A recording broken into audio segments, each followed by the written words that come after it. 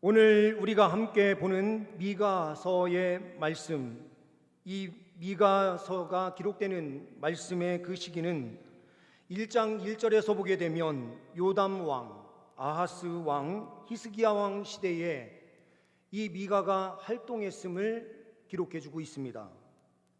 그러면서 이 말씀의 선포의 내용이 어디를 대상으로 하고 있는가? 사마리아, 이 사마리아는 북이스라엘의 수도입니다. 또한 예루살렘에 관한 묵시라고 되어 있어요. 그러니 남유다의 수도였던 예루살렘을 포함하고 있는, 남북이 나뉘어져 있었지만 남북의 전체를 향하여 이 메시지를 선포하고 있다라고 하는 것입니다. 미가라고 하는 이 선지자의 이름의 뜻은 누가 여호와와 같은가, 여호와 하나님과 같은가라는 뜻을 가지고 있어요. 여호와 하나님과 같은 분이 이 세상에 없다라고 하는 의미를 담아서 미가라고 하는 이름을 붙인 것 같습니다. 미가 선지자가 활동했었던 이 시대의 사회적 상황이 어떠했는가? 미가 3장 11절 말씀을 보게 되면 말씀이 이렇게 기록이 되고 있습니다. 그들의 우두머리들은 뇌물을 위하여 재판을 하며 그들의 제사장은 삭슬 위하여 교훈하며 그들의 선지자는 돈을 위하여 점을 치면서도 여호와를 의뢰하여 이르기를 여호와께서 우리 중에 계시지 아니하냐, 재앙이 우리에게 임하지 아니하리라 하는도다. 머리부터 저 밑에 있는 모든 종교 지도자들과 온 백성들을 다 포함한 사람들이 여호와의 이름으로 이야기를 하면서 여호와 하나님이 우리와 함께 계시지 않느냐, 그러니 우리는 재앙이 없고 망하지 않을 것이다. 그런데 그들의 행동 안에는 철저하게 자기 욕심을 위하여 살아간 인생이었다라고 이렇게 기록이 되고 있습니다. 사회 전체가 다 썩을 대로 썩은 사회였다, 이렇게 말씀은 선포하고 있는 것입니다. 미가서 7장 5절 6절 말씀을 보게 되면 또한 이렇게 말씀이 기록되고 있습니다. 너희는 이웃을 믿지 말며 친구를 의지하지 말며 내 품에 누운 여인에게라도 내 입의 문을 지킬지어다. 아들이 아버지를 멸시하며 딸이 어머니를 대적하며 며느리가 시어머니를 대적하리니 사람의 원수가 곧 자기의 집안 사람이리로다라고 기록되고 있습니다. 한마디로 지금 북이스라엘과 남유다의 상황이요, 믿을 수 있는 사람이 단 한 사람도 없는 상황, 가족들도 믿을 수 없는 상황이다 라고 할 정도로 부패함이 심각한 상태에 이르렀을 때에 미가 선지자가 말씀을 들고 선포하고 있는 거예요. 우리가 살고 있는 이 시대도 동일한 시대가 아닌가라는 생각이 듭니다. 사회도 썩을 대로 썩었고 우리 함께 살아가고 있는 가족 안에서도 서로가 상처를 입으며 살아가고 있는 이 시대, 이런 시대 속에서 우리는 어떠한 삶을 살아야 할까요? 이와 같은 시대를 살아갔었던 한 사람이 오늘 말씀에 등장을 하는 거예요. 그 사람은 바로 이 말씀을 선포하고 있는 미가 선지자입니다. 그러니 이 시대 속에서 우리가 어떠한 길을 나아가면 될까? 미가 선지자가 갔던 그 길을 우리도 따라가면 되는 것입니다. 미가가 선택했었던 그 믿음의 길이 어디인가 본문을 통하여 확인하고 우리도 그러한 삶으로 살아갈 수 있는 은혜가 있기를 다시 한번 소망합니다. 본문 말씀을 통하여 보는 첫 번째는 위를 바라보는 믿음으로 미가가 살았다라는 것을 우리는 말씀을 통하여 볼 수 있습니다. 7절 말씀을 보게 되면 오직 나는 여호와를 우러러보며 나를 구원하시는 하나님을 바라보나니 나의 하나님이 나에게 귀를 기울이시리로다. 오직 나는 미가죠. 미가는 여호와를 우러러보며 나를 구원하시는 하나님을 바라보나니, 철저하게 하나님을 바라봐요. 흔들리는 세상, 믿을 수 없는 이 세상, 뒤죽박죽인 이 세상에서 우리가 어떻게 살까? 여호와 하나님을 바라보면 됩니다. 그럼 여호와 하나님을 바라보았다라고 하는 것이 도대체 무엇인가? 오늘 7절 말씀의 뒷부분에 이렇게 말씀을 하고 있습니다. 귀를 기울이시리로다. 왜 귀를 기울이십니까? 미가가 바라보았는데 이 바라봄의 행동이 무엇이었는지를 보여주는 한 표현인 거죠. 기도함으로 서 있었던 거예요. 주의 백성이 이 험한 세상에서, 흔들리는 세상에서 주님을 바라봐야 되는데 주님을 바라보는 길이 무엇인가? 주님 앞에 엎드려 기도하는 삶이다. 이렇게 말씀하는 것이죠. 우리가 자꾸 옛날 이야기를 하면서 가는 것 같습니다. 추석 명절을 지내면서 제가 곰곰이 생각을 해보았어요.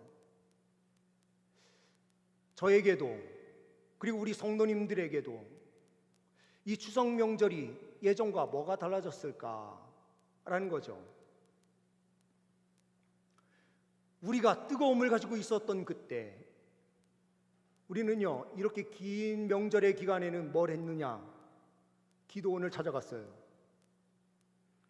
평상시에는요, 기도할 수 있는 시간이 없으니 이런 명절이 되면은요, 저 여의도 순복음교회에서 만든 기도원, 오살리 금식기도원에 가서 기도를 했고요. 이 옆에 있는 강남이나 저 안양에 있는 기도원들, 그리고 좀 시간이 되면 차를 타고 함께 이 삼각산에 올라가서요, 뜨겁게 기도했었던 기억이 있어요.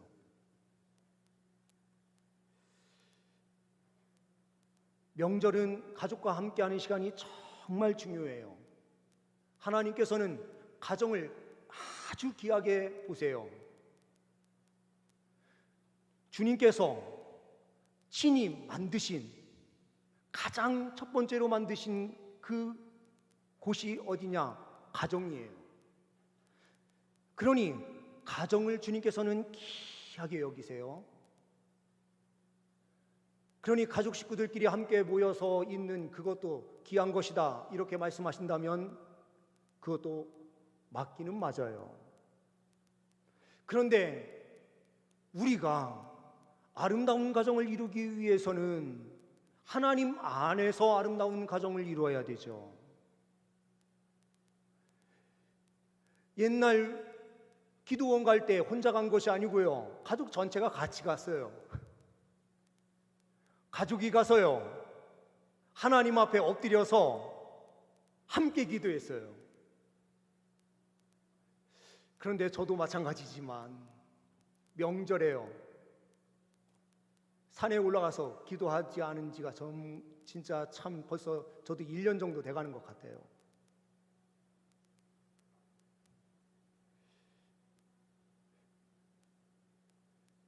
우리의 마음이 얼마만큼 주님을 향해 있습니까? 주님을 얼마만큼 바라보고 있습니까? 우리는 주님을 온전히 바라보지 못해요. 우리의 마음도 이미 많이 식어버렸어요. 미가는 이야기합니다. 하나님의 말씀을 선포하는데요, 자기의 신앙적 고백을 담아서 이렇게 고백하는 거죠. 오직 나는 여호와를 우러러보며 나를 구원하시는 하나님을 바라보나니 나의 하나님이 나에게 귀를 기울이시리로다. 그러니요, 흔들리는 세상 속에서 주님 앞에 엎드려서요, 주님을 구하는 삶을 산 거예요.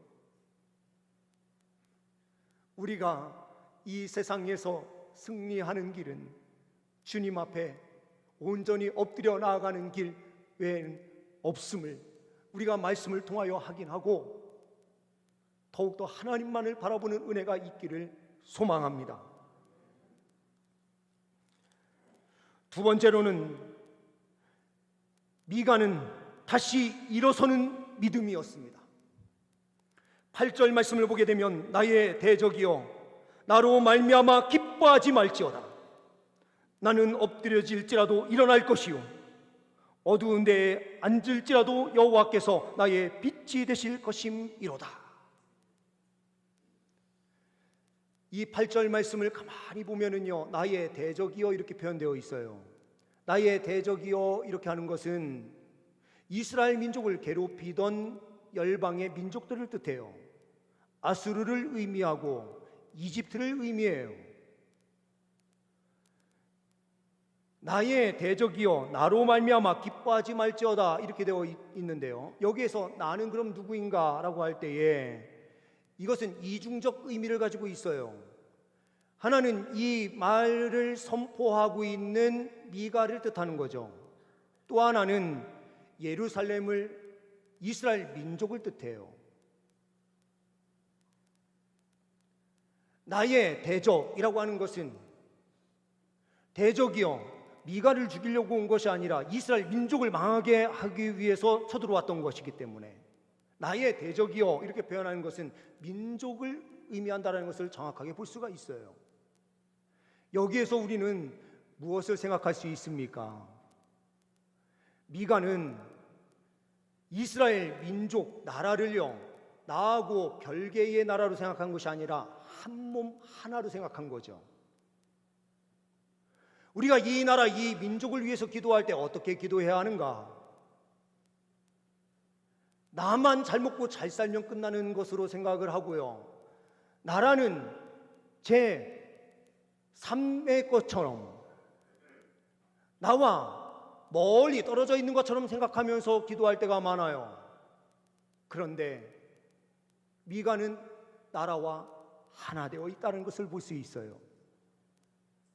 우리가 이 나라 이 민족을 품고 기도할 때에도요, 나를 위해서 기도하는 것처럼 기도할 때에 하나님께서 이 민족 위에 은혜를 베풀어 주실 줄 믿습니다.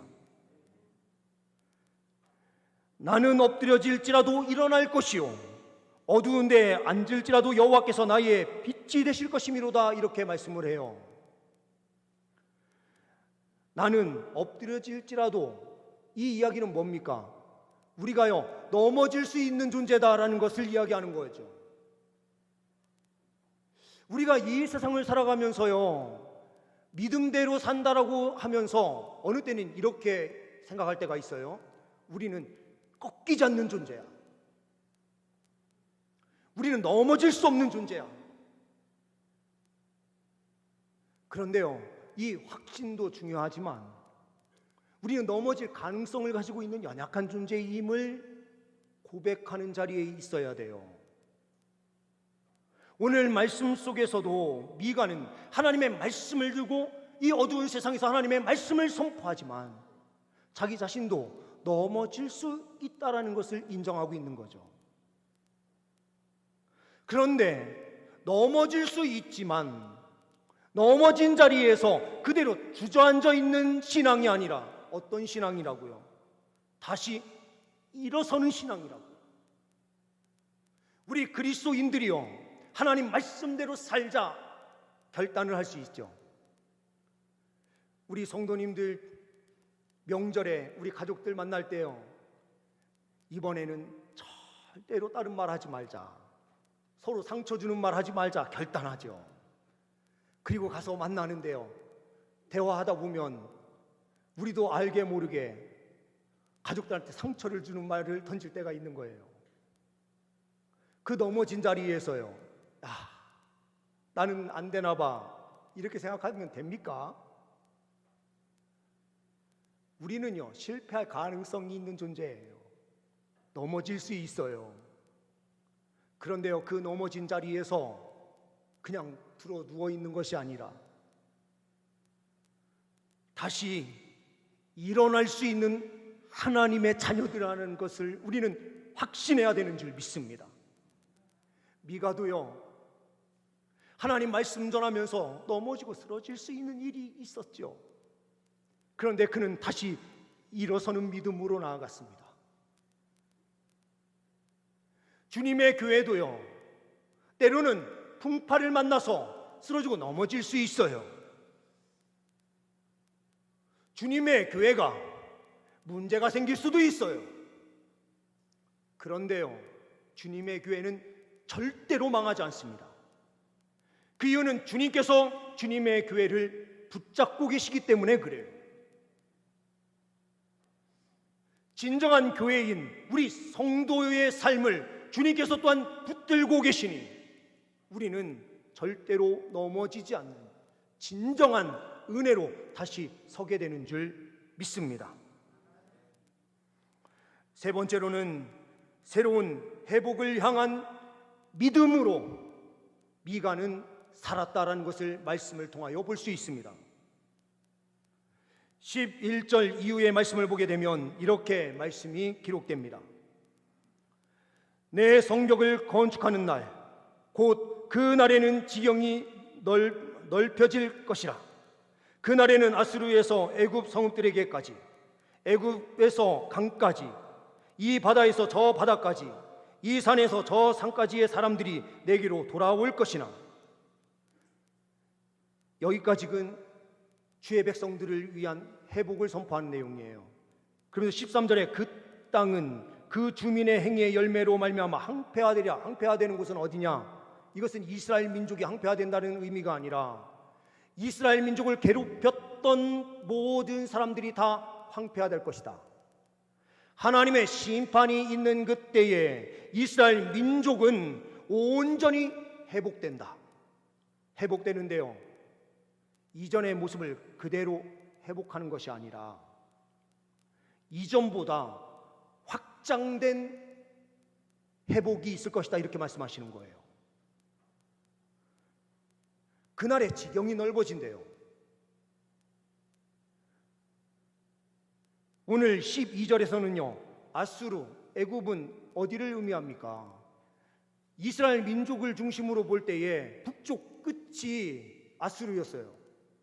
남쪽으로는요, 가장 강력한 나라로 세워져 있었던 나라인 그 시대에 문명을 만들어낸 이집트 문명이 있는 이집트, 아수르와 그리고 남쪽의 이집트, 이 두 문명이 얼마나 강력한 문명입니까? 메소포타미아 문명과 이집트 문명은요, 시대를 뛰어넘어서 엄청나게 발전된 나라였어요. 그런데 주님의 나라가 어디까지 확장된다고요? 이곳으로 다 확장된대요. 그러면서 말씀해요. 이 바다에서 저 바다라고 하는 것은요, 지중해와 그리고 우리가 알고 있는 페르시아만의 바다까지 다 포함하는 것이기 때문에요, 이스라엘 민족이 있었던 그 지역을 중심으로 모든 땅이 다 하나님 나라의 땅이 된다, 이렇게 표현하고 있는 거죠. 그러면서 11절 말씀을 보시게 되면 내 성벽을 건축하는 날에 이렇게 역사가 일어날 것이다 라고 표현되어 있어요. 이 성벽을 건축하는 날이 언제입니까? 이것은 작은 의미에서는 느헤미야 시대에 바벨론 포로 생활을 마치고 돌아왔을 때에 성벽이 세워지면서 이스라엘 민족이 회복되는 것을 의미하는 것이기도 합니다. 그런데 또한 예수 그리스도를 통하여 하나님의 나라가 이루어지는데 주님께서 함께 하심으로 이 성벽이 물리적인 성벽이 아니라 하나님께서 보호해 주시는 그 손길이 함께하는 성벽을 의미하는 거예요. 가장 강한 성벽이 어떤 성벽입니까? 물리적으로 만들어진 성벽이 아니라 하나님이 성벽 되어 주시면 그것이 가장 강력한 거예요. 주님께서 마지막에 어떤 회복의 역사를 펼쳐주시는가? 주의 백성들과 함께 하셔서 보호해 주시는 은혜로 함께 하시는데 완전한 승리가 있을 것이다. 우리의 구원의 자리도요, 이와 같아요. 우리는 하나님의 형상을 회복하고요, 첫 아담이 범죄를 저질러서요 파괴된 우리 하나님의 형상의 모습이 회복되는 것, 이것을 우리는 생각하는데요, 창세기에 기록된 이 천지를 창조하시면서 창조된 아담의 모습으로 우리가 회복되는 것이 아닙니다. 우리는 하나님의 형상을 회복하는데 어느 자리에 회복이 되느냐? 둘째 아담인 예수 그리스도의 모습을 담는 모습으로 우리는 하나님의 형상을 회복하게 돼요.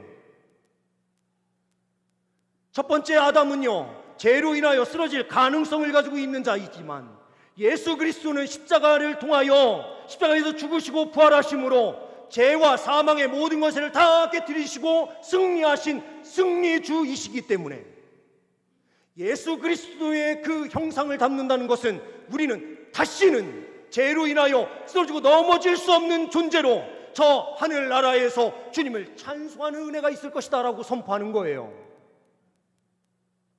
그러니 우리는요, 작은 아담의 모습으로 있었던 우리가 천지만물을 창조하신 삼위일체 하나님이신 예수 그리스도의 형상을 우리가요 그대로 담는 모습으로 서는 것이니 우리의 모습도 놀라운 지경이 넓어진 확장의 모습으로 세워지는 거예요. 주님께서요 우리를 삶 속에서 보호해 주신다라고 하는 것을 성벽을 세우는 것으로 오늘 말씀에 표현하고 있어요. 2차 세계대전 때예요. 한 선교사님이 한 도시에서 선교를 하는데요, 그날 밤 여기저기에서 폭탄이 터지면서요 주변의 건물들이 막 쓰러지는 소리들이 막 들려요.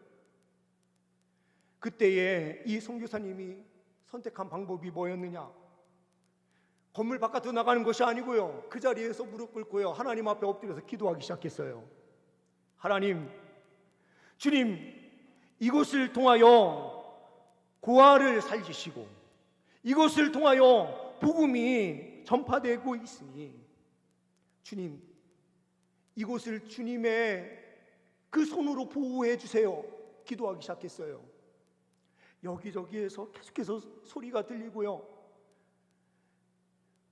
포탄의 위협 속에서 어찌할 바를 몰라요. 그런데 이 선교사님은 끝까지 하나님 앞에 기도하는데 날이 밝고 바깥에 나가서 보니까요 다른 곳은 다 무너졌는데 자기가 있는 그 건물만 다 굳건하게 세워져 있는 거예요.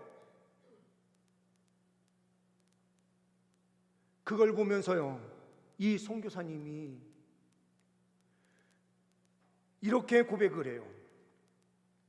이 집은 저의 집이 아닙니다. 하나님의 영광이 머무는 집이기에 하나님께서 친히 덮어주셨습니다. 하나님의 영광이 있는 장소가 어느 자리예요? 하나님께서요 함께하는 자리죠. 함께하는 자리는 하나님의 영광이 있는 자리예요. 근데 하나님께서 함께 하시는 자리가 어디냐? 기도하는 자리에서 하나님께서 늘 함께 하세요. 하나님의 영광이 있는 그 자리에서는 하나님의 보호가 함께 하고 있는 거예요. 이 선교사님이 그것을 체험해요. 우리 성도님들, 이 세상이요 얼마나 악한 세상인지 모릅니다. 그런데 이 악한 세상에서 그리스도인들이 살아갈 그 길, 우리가 선택해야 될 그 믿음의 길이 어디입니까? 미가가 선택한 대로 흔들리는 세상 속에서 여호와 하나님만을 바라보겠다라고 하는 그 믿음, 우리 성도님들이 소유하실 수 있는 은혜가 있기를 소망합니다. 넘어질 수 있어요. 우린 실패할 수 있어요.